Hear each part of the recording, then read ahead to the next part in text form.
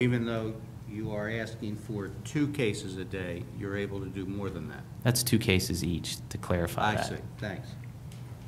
So 2 cases, 2 claim cases that have been sitting for 19 months, and then 2 termination cases, what's the backlog on termination cases, Ralph? Do you have any idea? No. Can't imagine it takes very long. I hear a lot of grumbling from HR when I'm over there visiting, you know, sharing notes and things like that, that they have a lot of cases that they send up to their legal, and they're wondering why they haven't been knocked off the benefit yet. The next paragraph, I'd like to skip for the moment because I have some other witnesses to discuss that. But if we can go to the paragraph after that, where we're talking about bargaining unit members performing limited duty for the applicable 90-day period, and then possibly not being able to continue. What is that about? What I've seen is when the department offers modified duty, it usually comes in a 90-day increment. They'll try and get a member who's on the benefit to come back for modified duty, which they won't be doing their full duty. They're out of the way. They're still being able to convalesce, so to speak. After the 90 days are over, in my conversations with HR, the member is, if they're not able to go back to full duty, they're supposed to be put back on the heart and lung benefit unless HR offers them an additional 90 days, which the same rules apply. After that additional 90 days is over, if that member still can't return to full duty, they're supposed to be put back on the heart and lung benefit. It happens in some jails it doesn't happen. And Well, it should happen because it's the law. I agree. I agree. But it's not happening in all camps. So your experience is that sometimes people do attempt these 90-day limited duty returns to work. Yes. And then they're told by the prison, okay, your 90 days are up. You still can't do full duty. So True. now you have to leave, and by the way, we're not renewing your benefits. Correct. Okay. Not in all cases, but in a lot of them. In a lot of them. So this is a claim that has not been controverted by the Commonwealth, Yes. right? Okay. That's the law. The law is that if work is available in terms of light duty, then yeah, your heart and lung benefits are quote unquote suspended, but you remain in a heart and lung status. However, if that work is no longer available and you're kicked out, even though it's an uncontroverted claim, your benefits are reinstated immediately. There shouldn't even be a question about that. And it's your testimony that this is actually happening right now. Yes. And if I can elaborate a little bit more, there's another side of this 90-day modified duty. When the member decides that they can't do the modified duty and they go to their physician and they get a note from their doctor and turn it into the institution, they're almost never put back out on heart and lung. They take the time to go see their physician, get the doctor's note substantiating that they can't do modified duty, and then they're left to be on their own benefits. Once again, they're not put on heart and lung. So we're talking about a scenario where, let's say, for example, a person attempts a return to work at limited duty, does the work for 2 weeks, just to pick a number, and then goes back to their doctor and says, I'm in too much pain, I can't do this. Right. And the doctor examines them and gives them a note that says, no duty at all. And then they leave, and then typically what happens? Do they get reinstated? No. Okay. The next proposal is with respect to bargaining unit members not being required to treat with panel doctors. What is that about? It's the practice of the department that whenever a member is injured, that member has to treat with a panel doctor for the first 90 days. Reading the Heart and Lung Act. Now, what's a panel doctor? A panel doctor is a doctor that's chosen off a list that the institution or the department chooses to be their doctor. Okay, so the department presumably supplies a list of approved physicians. Right. And you must treat with one of these approved physicians. For the first 90 days. For the first 90 days after your injury. Yes. Okay. And why is that a problem? Well, the Heart and Lung Act doesn't allow for panel doctors, other than IMEs. Right? Well, And- I do know that in certain Commonwealth contracts, there's language, you know, the question of whether you got to treat with a panel doctor in the Workers' Comp Act is a mandatory subject of bargaining under both 195, 111, and Act 88. I know there's some language in some contracts that says, hey, for workers' compensation cases, you got to treat with a panel doctor, and that's been bargained. Is there anything in your contract that says you have to go to a panel doctor for heart and lung? No. So what happens if you don't? They won't pay for that doctor's services. I mean, you can, when we say you can't go to your own doctor, what we mean is that We won't pay. they won't pay. You can go to anybody you want, but unless you go to a panel doctor, they ain't paying, Okay. even if you win your case. Maybe a contract provision isn't the best way to go here. Maybe a class action lawsuit. There's a thought.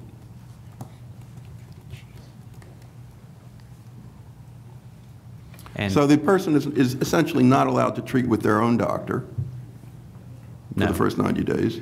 They're not allowed to treat, if they want to get paid for it, they're not allowed to treat with a specialist of their own choosing. no. They have to go to some doctor that perhaps they've never seen before.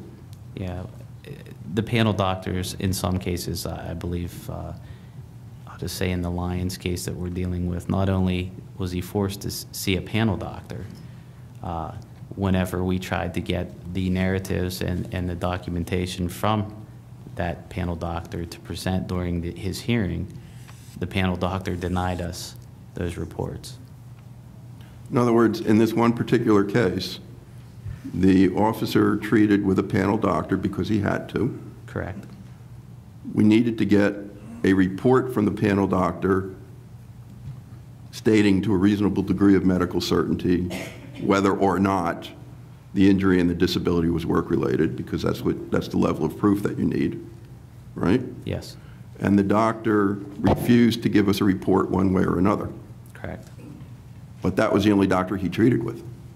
Yes, So he's kind of out of luck there, right. okay, to say the least.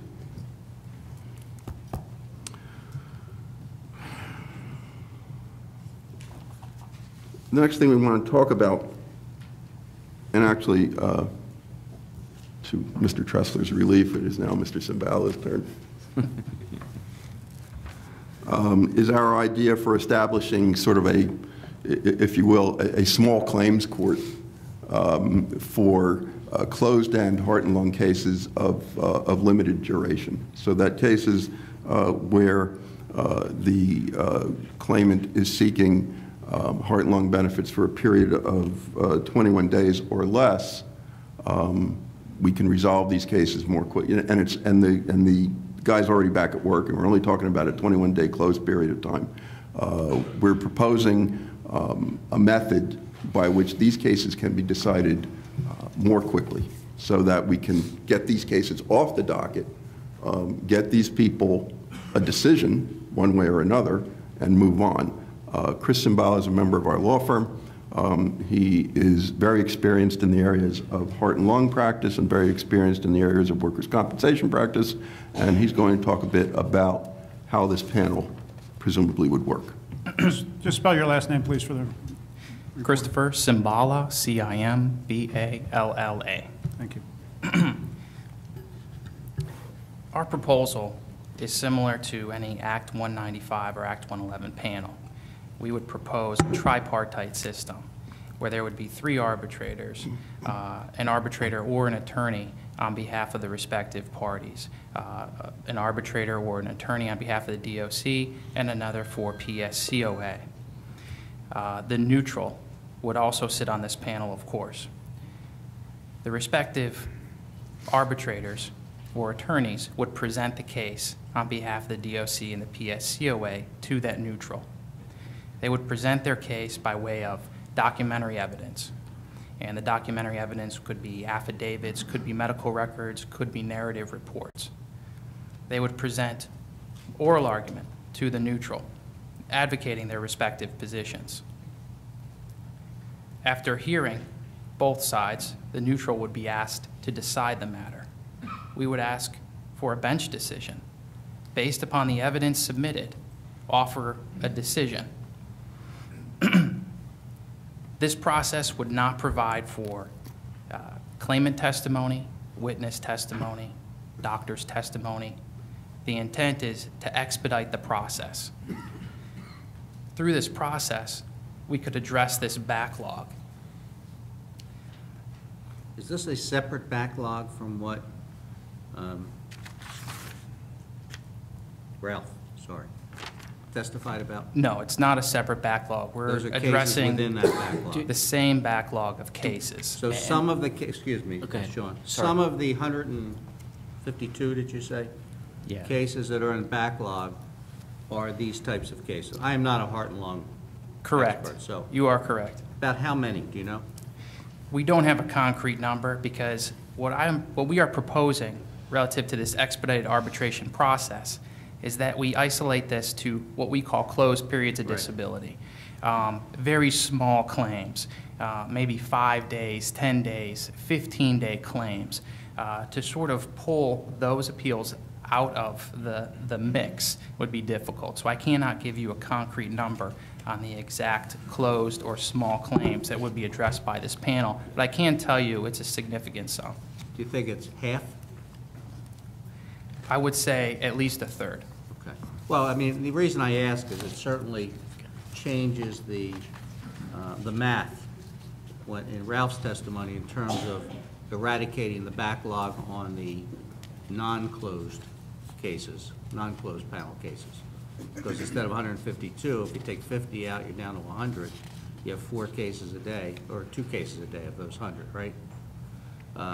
Which would be 8 a month. You'd be through that backlog in less than a year. That addresses the backlog, Right. but you also have new Going cases forward. coming I in understand. every day. Okay. And Fred actually said exactly what I was going to ask is, obviously we're working on the backlog.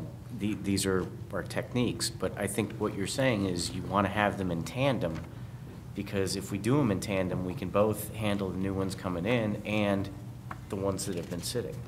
Absolutely. The intent here is, again, to expedite the process, to give the member a ruling from the arbitrator, rather than the member waiting for months, if not years, to have his or her case decided. This would give us a decision that much quicker. Is the arbitrator, is the neutral arbitrator, are you proposing that it be a permanent, a sole arbitrator? Or if not, how are you picking that arbitrator? It's a work in progress. Okay. I don't have a concrete proposal on selecting the neutral. Okay. Selecting a neutral from the 3 arbitrators we've previously selected to sit on this expedited arbitration process, or following some type of rotation, to me would seem reasonable.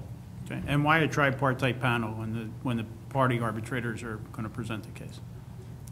Well, the tripartite panel is a definition for this scenario that the parties are familiar with.